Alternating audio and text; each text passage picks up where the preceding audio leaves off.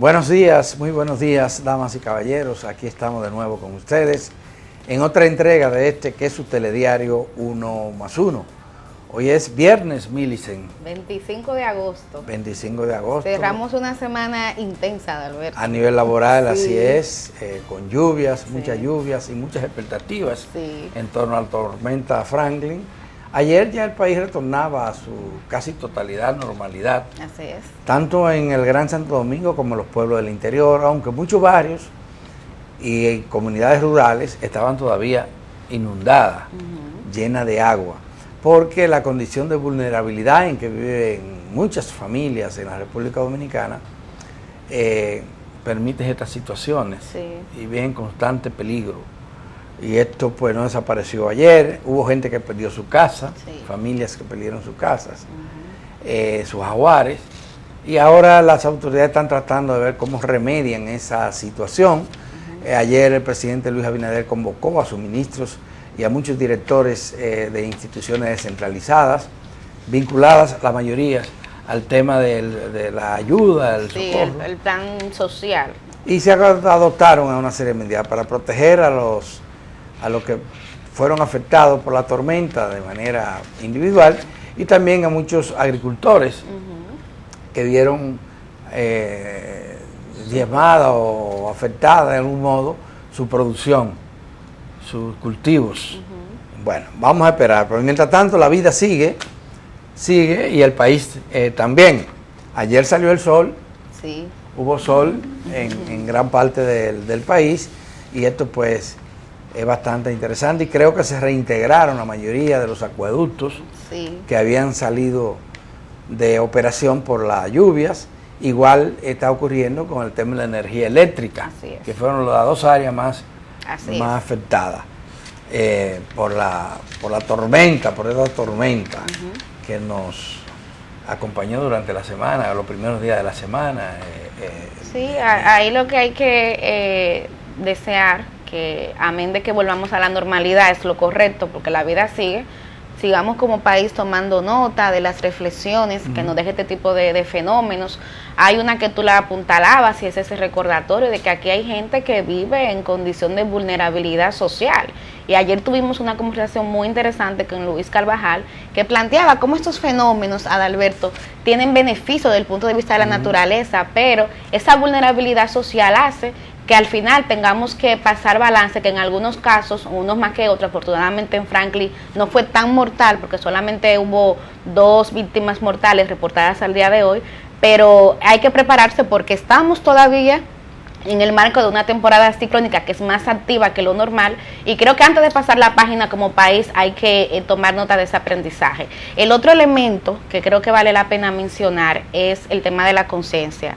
Adalberto, tenemos que seguir insistiendo con el tema de la educación, no una educación académica, la educación cívica, porque lamentablemente, y lo decía ayer el director del COE, las 2 muertes que se reportan en el marco de este fenómeno Eran prevenibles. eran totalmente prevenibles, y eso es lamentable, Adalberto, es lamentable. Así es. Bueno, el joven, Ay, sí, eran 5 5 muchachitos. que estaban jugando con Caramba, la caramba, lluvia. Y ahí está, uno de ellos perdió la vida. Sí, Y ya ustedes lo ven. Y la otra persona se dice que tenía problemas mentales sí, y se lanzó. salud mental, a una Se cañada. lanzó a una cañada y ya ustedes ven el resultado Así es. de esta situación.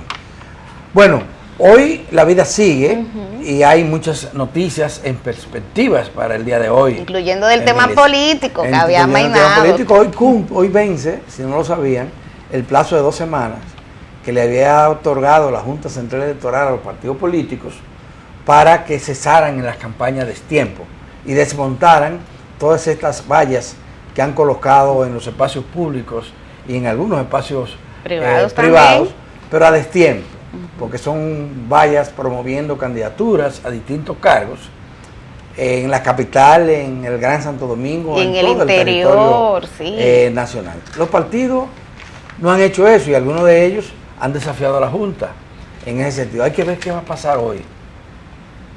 ¿Qué va a pasar hoy? Porque la Junta, en el comunicado donde dio a conocer estas medidas o este reclamo a los partidos, la Junta también había advertido que la ley le facultaba a retener los fondos de aquellos partidos que actuaran violando la ley. Claro. Y que también la ley le otorgaba la facultad a ese organismo de rechazar la inscripción De candidatura de aquellos aspirantes a cargos electivos que no cumplían con la ley. Entonces vamos a ver qué va a ocurrir hoy. Sí. Porque la verdad es que han seguido como si desafiando nada, a la claro. Junta como que nada ha pasado. Al contrario, se han anunciado actividades, nuevas actividades, Sí. para este fin de semana. Y ya para el anterior, Franklin se lo boicoteó. Sí, había algunas pautadas. Había una marcha Sí, importante sí. convocada por uno de los partidos Sí. políticos. Entonces hay expectativas, vamos a ver qué pasa en el día de hoy con eso, pero hay otros acontecimientos que van a ocurrir en La el Feria transcurso del día. Libro, por La ejemplo, Feria del Libro que se inaugura hoy. De eso vamos a hablar más. Sí, largo y tendido. Largo y tendido con Ángela Hernández, quien es directora de Libro y Lectura del Ministerio de Cultura. Y la hemos invitado justamente para hablar de ese tema. Y el otro acontecimiento es que las escuelas, El año escolar comienza oficialmente el próximo lunes. Sí, es lunes 28. Y hay que suponer que ya todo está listo. En las últimas 3 semanas, profesores y profesoras han estado preparándose para este inicio del año escolar. Siempre hay activismo de último momento, hay gente que está comprando libros, sí. Aunque en el sector público se lo donan. Se lo donan, sí. Se lo donan, pero hay gente comprando libros y textos y uniformes, mochilas. calzados. Y caro todo, todo caro. Está todo caro. Bueno, pero como tú dices, vamos a ver si el Ministerio de Educación tiene todo listo. Recuerda que hace unas semanas largas tuvimos aquí al Ministro de Educación y con tiempo un poco tratábamos de indagar. Él en ese momento no fue que dio una certeza del 100%, pero dijo que estaban trabajando para que todo estuviese listo, recordando a Adalberto que los puntos así claves que suelen causar crisis en el marco del inicio del año escolar tienen que ver uno de ellos con el tema de los planteles. Y en este caso vi al ministro que ayer se le preguntó sobre este tema y él dice que se ha avanzado mucho. El tema de los cupos, mucha incertidumbre de parte de algunas familias porque en un momento no encontraban cupos para matricular a sus hijos e hijas. Entonces vamos a ver cuál es el balance. Donde sí me consta que se trabajó y que se avanzó con muchísimo tiempo fue en lo que tú referías, la utilería, la entrega, por ejemplo, de los uniformes, de los calzados, que eso se hace a través del INAVIE. Y sé que desde muy temprano se comenzó a entregar eso y eso es un factor positivo. Pero dicen que hay incapacidad del país para producir los uniformes que se necesitan y ese es uno de los temas que no hemos podido resolver. Sí. Es un país que se necesita tanto producir porque además la producción genera empleo. Así genera empleo. Claro, dinamiza la economía. Pero bueno, así son las cosas en la República Dominicana, Milicen. Vamos a desear éxito a este año escolar y a colaborar. Sí. Es una pena que las aulas estén todavía sobrepobladas, porque el precio que tienen que pagar la educación como realidad para poder albergar a todos los que necesitan ser albergados en las escuelas, ser recibidos, es eso, bueno, aquí caben 30 pero vengan 40. Claro.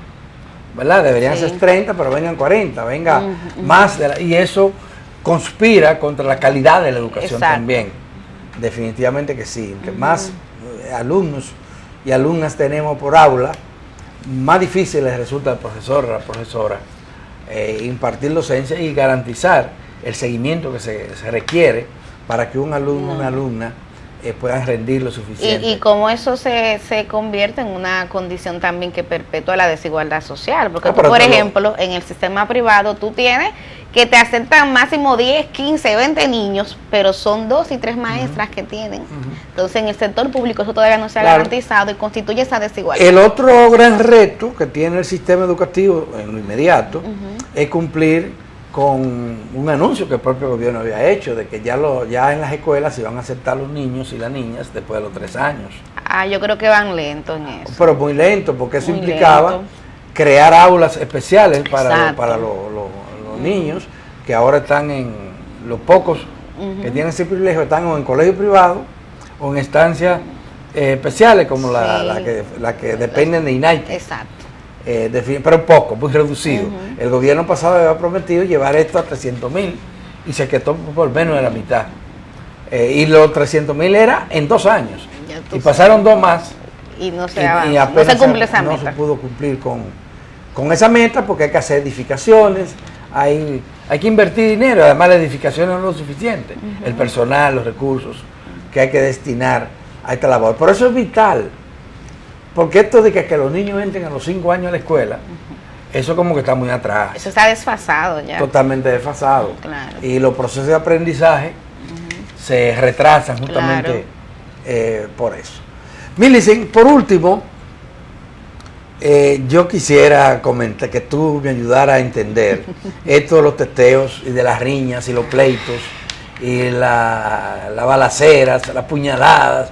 Óyeme, ¿qué ha pasado a propósito de la noticia que aparece hoy en algunos diarios de que 40 personas resultaron heridas de cuchillo, de machete y de balas también en Villa Duarte, en un teteo donde van los pobres? Sí.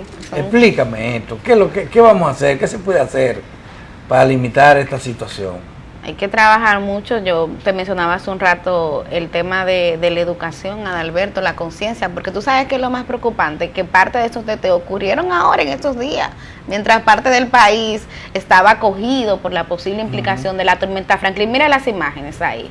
Eso es en Villa Duarte, estimados televidentes. Y como dijo Adalberto, 40 personas heridas. Yo creo que es una cifra que debe de llamarnos la atención como sociedad, debe de movernos a reflexión, pero también acciones, Adalberto Grullón. ¿Y cómo? Porque bueno, ¿qué es lo que se puede hacer? Las autoridades deberían controlar esto. Miren, es un espacio público muy restringido, en un barrio, ¿verdad? Pero muy restringido, y miren la cantidad de gente que está ahí. Y bueno, supone que están gozando. Sí, también están disfrutando. También yo creo que eso, o sea, porque hay que reconocer, o sea, la juventud tiene, Adalberto, necesidad de recreación, de esparcimiento, el derecho al ocio, que se reivindica, por ejemplo, de posición ideológica como el marxismo, que se habla de eso. Pero hay que hacer eso con orden. Y hay que... en este caso, la hora en que la gente está haciendo eso. No, y las circunstancias. Las circunstancias, claro. Tiene que haber algún límite, porque en todas partes... Fíjate, dime qué país no controla la bulla. No, en todos los países. O sea, tú tienes derecho en tu casa a hacer lo que tú quieras, pero sin molestar al vecino. Claro. Cuando molesta al vecino, ya tú estás... Pero lo que yo te digo es que también hay que reconocer ese derecho como un derecho importante y también desde el Estado darle respuesta a esa necesidad que tiene la juventud, porque estamos hablando, Adalberto, de jóvenes que viven hacinados en los barrios. Y que producto justamente de esa desigualdad social que ha sido transversal en este comentario del día de hoy, son jóvenes que no cuentan con los niveles de conciencia necesarios, que producto también, porque tú dices, bueno, que las autoridades intervengan, pero ¿cómo suele intervenir la policía cuando actúa en cosas como esa? Represión. Entonces también hay, desde esa cultura de la juventud, hay una respuesta rebelde y un desafío también a esa misma autoridad. Y ojo, porque eso no solamente sucede aquí. En España, aquí le llaman teteo, en España existe lo que se llama bodegones, que así mismo sale un grupo de jóvenes, se congregan de manera sorpresiva en una esquina a beber, cosa que está prohibida. En España tú no puedes hacer eso, y lo hacen de manera ilegal. Pero ahí la respuesta de las autoridades también es otra. Y yo creo que por ahí tenemos que encaminarnos. Ese es un tema bastante complejo al que la sociedad dominicana tiene que prestarle atención, porque una gran parte de las muertes violentas que se registran en la República Dominicana se producen en este tipo de espacios, en este tipo de escenarios. Claro. Y esto pues... Eso abona la inseguridad ciudadana. Claro, habla del tema de cómo nosotros resolvemos los conflictos, que todo es con violencia. Así es. Habla mucho de eso, pero habla también de esta situación de estos jóvenes. Si esos fueran jóvenes que estudiaran y trabajaran, no se acuestan tan tarde. No, ni se congregan de esa manera. No se congregan de esa manera, claro. Entonces, esa es una situación bastante compleja, repito, a la que hay que tratar con políticas públicas. Así es, compañero. Hay que traer nuevamente a Tajira que nos ayude. Ay, sí. Tajira maneja ese tema, lo he Yo no sé por qué Tajira no está dentro de esa mesa que le llaman de seguridad ciudadana, que ha creado el gobierno, y que me parece que está actuando por el camino correcto, pero necesita una antropóloga como Tajira. Sí, alguien que tenga que esa conozca el mirada. barrio, conozca la idiosincrasia del dominicano, que sepa actuar sin macana. Tajira se conoce todo eso. No, y que entra sin guardaespaldas ni armas a cualquier lugar, por peligroso que sea. Así es. Y la gente la recibe, le entiende, y eso le permite estudiar Claro. la situación de Tajira. Vaya nuestro saludo a Tajira, quien está durmiendo tal vez. Ahí está. Damas y caballeros, hay que pausar. Y cuando regresemos, Milicen, entonces sí que tenemos la entrevista en primer plano. Plato fuerte hoy aquí en 1+1. Tenemos a Ángela Hernández, escritora, poetisa, narradora. Y bueno, ahora tiene un reto interesante porque ella está al frente. Ahora es funcionaria gubernamental. Yo diría que es servidora pública ahora en el ámbito cultural que ella tanto ama, que le ha dedicado tanto tiempo. Y además amiga nuestra. Sí, Así feminista y activista también.